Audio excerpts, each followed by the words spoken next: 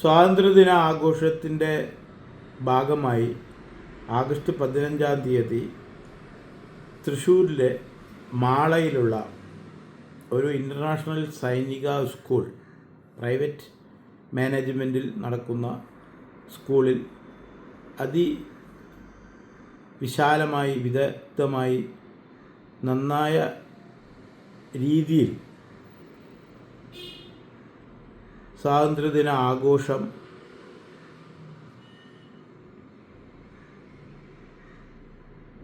സംഘടിപ്പിച്ചിരുന്നു.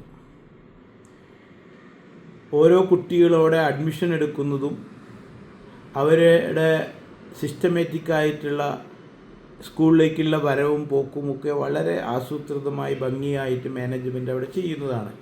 അതിൻ്റെ ഭാഗമായിട്ട് തന്നെ ആയിരുന്നു ആഗസ്റ്റ് 15-ന് ഈ ആഘോഷവും അവിടെ സംഘടിപ്പിച്ചത്.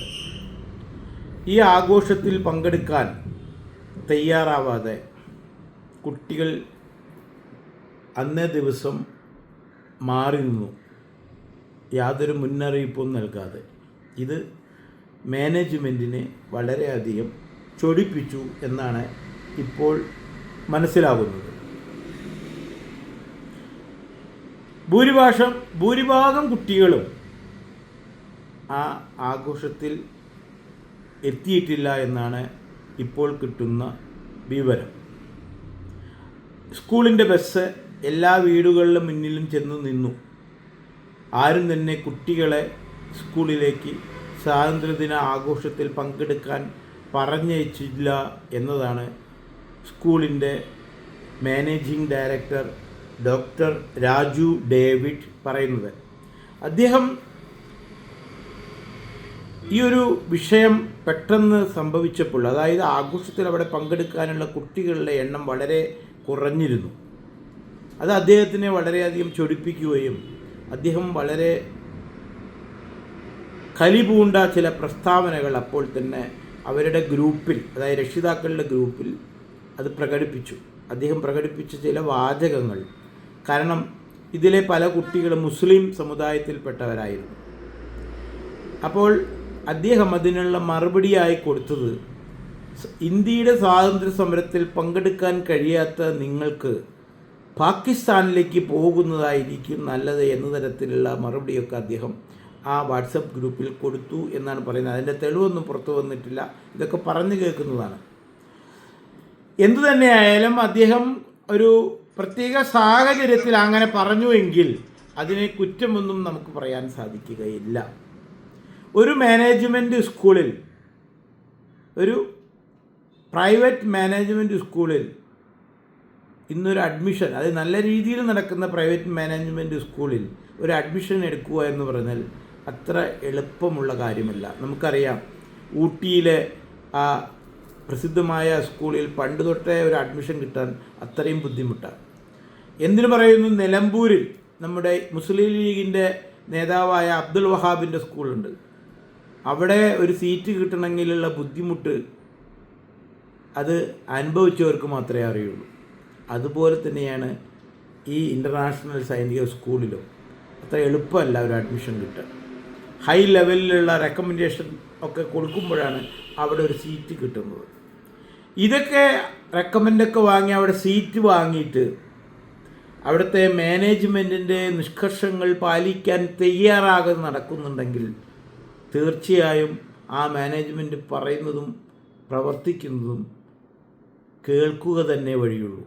അല്ലാതെ അവിടെ സീറ്റ് കിട്ടിക്കഴിഞ്ഞാൽ എൻ്റെ ഇഷ്ടത്തിന്, ഞങ്ങളുടെ ഇഷ്ടത്തിന് അവിടെ നടക്കാമെന്ന് വിചാരിക്കേണ്ട, അത് തെറ്റാണ്.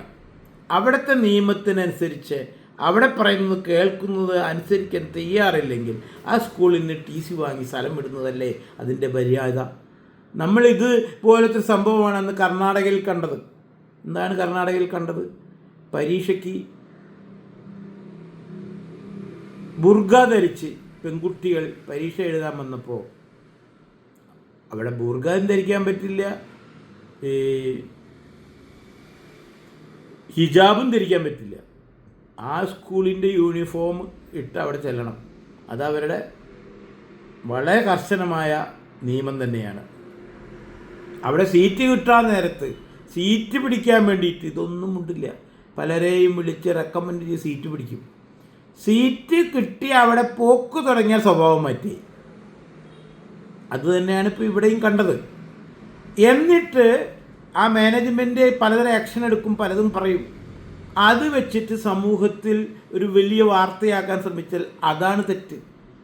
ആ മാനേജ്മെൻറ്റിനെ അനുസരിക്കാൻ തയ്യാറില്ലെങ്കിൽ ആ സ്കൂളിൽ പറഞ്ഞു വിടരുത്. ആ മാനേജ്മെൻറ്റിൻ്റെ നടത്തിപ്പ് കണ്ടിട്ടാണല്ലോ ഹൈ റെക്കമെൻഡ് വാങ്ങി ആ സ്കൂളിൽ കൊണ്ട് ചേർത്ത് കഴിഞ്ഞാൽ ആ സ്കൂളിൻ്റെ നിയമം പാലിക്കാൻ നിർബന്ധിതനാണ്. പിന്നെ ഒരു വേറെ തരികടക്കളി അവിടെ വേണ്ട. അതിന് പറ്റില്ലെങ്കിൽ ആ സ്കൂളിൽ നിന്ന് TC വേഗത്തിൽ വാങ്ങി വേറെ സ്കൂൾ പിടിക്കുക. അല്ലാതെ സമൂഹത്തിൽ അനാവശ്യ വിഷയങ്ങളും ചർച്ചകളും സമാധാനക്കേടുകളും ഉണ്ടാക്കി ഈ രണ്ടു കൂട്ടർക്കും ഒരു പ്രശ്നമായിട്ട് സമൂഹത്തിന് തന്നെ ഒരു തലവേദനയാക്കി മാറ്റാതിരിക്കുക. ഇവിടെ ആരാണ് തെറ്റെന്ന് സ്വയം ചിന്തിക്കുക. ഒരു സ്കൂളിൽ കയറി കൂടിയിട്ട് ആ സ്കൂളിൻ്റെ സിസ്റ്റത്തിനോട് യോജിച്ച് പ്രവർത്തിക്കാൻ തയ്യാറല്ലെങ്കിൽ അവിടേക്ക് പോകണ്ടെന്നേ. എന്തിനീ പണിക്ക് നിൽക്കുന്നത്? വേറെ സ്കൂൾ പിടിക്കുന്നേ. എന്നിട്ട് ആ മാനേജർക്ക് തലവേദനയായി അദ്ദേഹം അനാവശ്യമായിട്ട് അവരുടെ വാട്സപ്പ് ഗ്രൂപ്പിൽ അത് പറഞ്ഞു ഇത് പറഞ്ഞു എന്നിട്ട് പുറത്തുള്ള ചാനലുകാരോടും പത്രക്കാരോടൊക്കെ വിളിച്ചു പറഞ്ഞിട്ട് എന്ത് കാര്യമുണ്ട്? നിങ്ങളല്ലേ തെറ്റുകാർ. ആ സ്കൂളിൻ്റെ നിയമം നിങ്ങൾക്ക് അനുസരിക്കാൻ കഴിയില്ലെങ്കിൽ ആ സ്കൂളിലേക്ക് പോകണ്ടെന്നേ. അവിടെ വലിയ വലിയ ആൾക്കാരെ റെക്കമെൻഡും വാങ്ങി സീറ്റും പിടിച്ചിട്ട് നിങ്ങളുടെ ഇഷ്ടം അവിടെ നടത്തണം എന്ന് പറഞ്ഞാൽ നടക്കുമോ? ഇതന്നെ കർണാടകയിലുണ്ടായി. എന്തൊക്കെ കോലാഹലങ്ങൾ കണ്ടു അന്ന്. ഇവിടുത്തെ മതവർഗീയ ജിഹാദികൾ വരെ റോട്ടിൽ ഇറങ്ങിയില്ലേ അന്ന് അതിന് വേണ്ടിയിട്ട്. എന്നിട്ട് എന്താ ഉണ്ടായത്? കോടതിയിലെ ഉത്തരവ് എന്താ വന്നത്? അപ്പോൾ ഒരു കാര്യം മനസ്സിലാക്കുക, നമ്മൾ നമ്മുടെ കുട്ടിയെ നമ്മുടെ ഇഷ്ടത്തിന് പഠിപ്പിക്കണമെങ്കിൽ അതിന് പറ്റിയ സ്കൂൾ കണ്ടെത്തുക. ഇത്തരത്തിലുള്ള സ്ട്രിക്റ്റ് മാനേജ്മെൻറ്റിൻ്റെ കീഴിലേക്ക് പോകണമെങ്കിൽ അവിടെ ഒരു സീറ്റ് നേരിട്ട് പോയതൊന്നും അവിടെ സീറ്റ് കിട്ടില്ല. വേറെ വഴി കൂടെ വളഞ്ഞ വഴി കൂടെ റെക്കമെൻഡേഷനൊക്കെ ചെയ്ത് അവരൊരു സീറ്റ് പിടിച്ചിട്ട് പിന്നെ നമ്മുടെ വഴിക്ക് അവരെ കൊണ്ടുവരണമെന്ന് വിചാരിച്ചാൽ അത് നടക്കുമെന്ന് വിചാരിക്കുന്നുണ്ടോ നിങ്ങൾ? അപ്പോൾ നിങ്ങൾ തന്നെയാണ് തെറ്റുകാർ, ആ സ്കൂൾ മാനേജ്മെൻ്റ് അല്ല എന്നതിന് യാതൊരു സംശയവും വേണ്ട. ഇത്തരത്തിലുള്ള സംവാദങ്ങളിലേക്ക് രക്ഷിതാക്കൾ പോവാതിരിക്കുക. നിങ്ങളുടെ ഇഷ്ടത്തിനനുസരിച്ച് നിങ്ങളെ കുട്ടികളെ പഠിപ്പിക്കേണ്ട ഉത്തരവാദിത്വം അതിനുള്ള അവകാശവും നിങ്ങൾക്കുണ്ട്. അതിന് പറ്റിയ സ്കൂൾ കണ്ടെത്തുക. അല്ലാതെ ഇത്തരത്തിലുള്ള സ്കൂളിൽ കൊണ്ടുപോയി അവരായിട്ട് തല്ലുകൂടിയിട്ട് സമൂഹത്തിൽ ഒരു കലവില ഉണ്ടാക്കാതിരിക്കുക. ഈ കലവില ഒന്നിനും നല്ലതല്ല.